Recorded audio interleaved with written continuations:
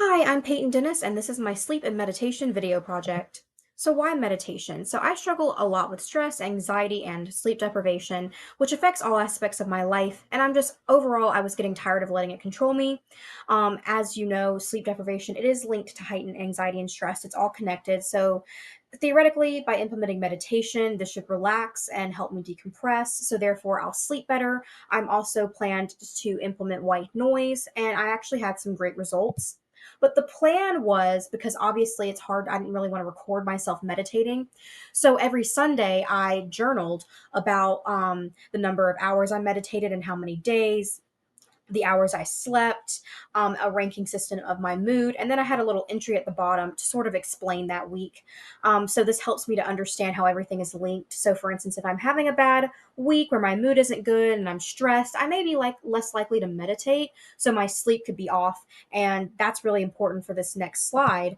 I chose these two entries because the difference between them is quite drastic. So, as you can see on November 5th, I only meditated for about 30 minutes a day. I only had 5 hours of sleep Monday through Friday.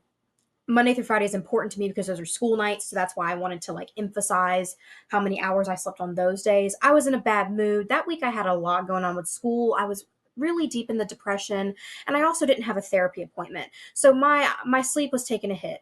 But on November 9th, I was meditating for 1 hour every day, which is really good, and I had 8 hours of sleep for my school nights, I was very proud of that. And I was in a great mood that week. Despite the fact that I still had a stressful week, I still had a lot going on with school and everything.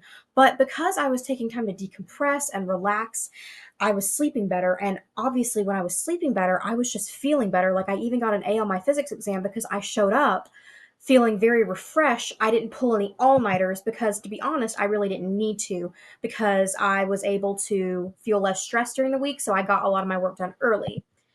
That's why this is so important. The worse my mood is, the less I am to likely I am to meditate, and therefore my sleep is bad. The changes I made to this plan was I didn't do EMDR therapy because I was doing really good with just my regular therapist. I also have an appointment in December with a sleep specialist to see if I have like perhaps a sleep disorder.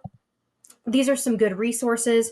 There's one on meditation, one on white noise, the white noise that I used. And crystals are really important for when you meditate. And so Earthbound is a great, great store for that. I love that store.